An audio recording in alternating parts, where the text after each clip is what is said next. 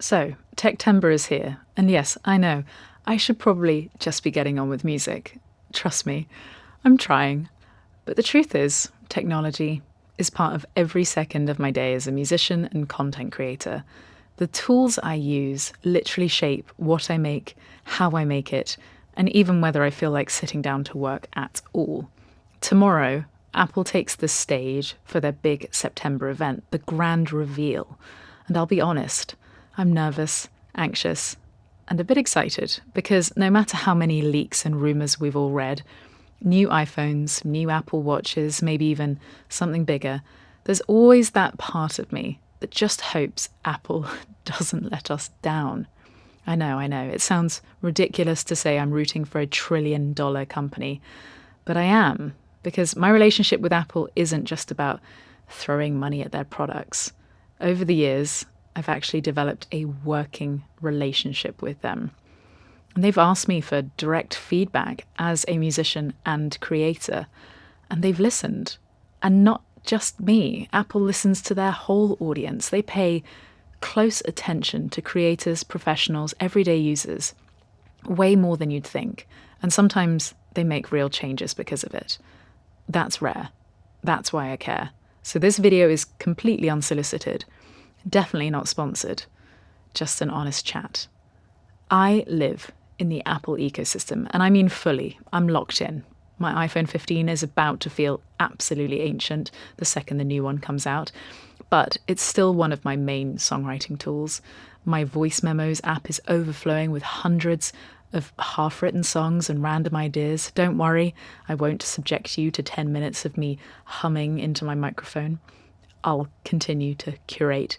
And it's not just music. I shoot most of my content on Canon cameras, but my iPhone footage slips right next to it. Half the time, you can't even tell the difference.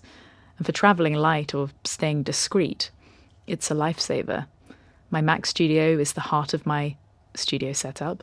My MacBook Pro comes with me on the big trips. My iPad is for working on planes, and AirDrop, I don't know how I've lived without it. Same with iCloud. Everything just syncs effortlessly. And then there's the social side of it. I'd say 90% of my friends use iPhones. That matters. It's not just about features, it's literally about connection. And when your whole group chat is on iMessage, and when AirDrop works instantly after a friend's weekend of photos and videos, that convenience builds loyalty in ways you barely notice. And it's not just the gear. I've met people at Apple who genuinely care, curious, thoughtful people who want to know about my creative process. Apple doesn't need me. They're a trillion-dollar company. But those human relationships, they matter. And they're part of why I root for Apple, even when I know they don't need another cheerleader. Of course, temptation is real. I see the ads. I see Marcus Brownlee's videos, the Google Pixel 10 Pro, the flip phones, the shiny new AI features. Part of me wants to try them. But then reality kicks in. Do I really want to learn a whole new system? Because once you're locked into a brand, you are locked in. And my cameras are Canon, have been for years. My audio hardware is Universal Audio, has been for years. Logic Pro for production, Final Cut Pro for video, voice memos for ideas, notes for lyrics. That's years of habits, shortcuts, muscle memory. Switching costs are real, and Apple makes sure of it. Google knows it too. And they're not just copying features to innovate.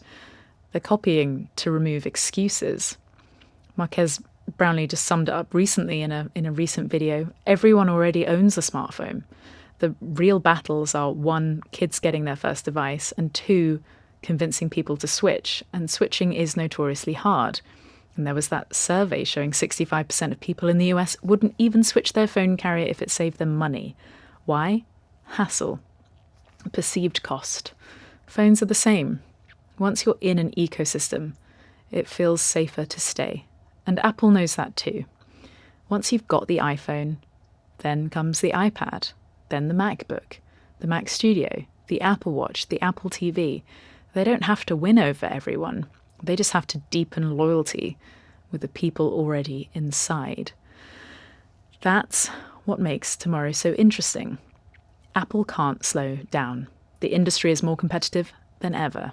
Every keynote, every September event, the stakes are higher and higher. And yet, from what I've seen, Apple still feels like a hungry startup. The energy, the motivation, the obsession with detail.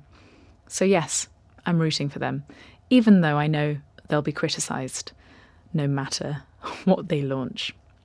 And let me get personal for a second.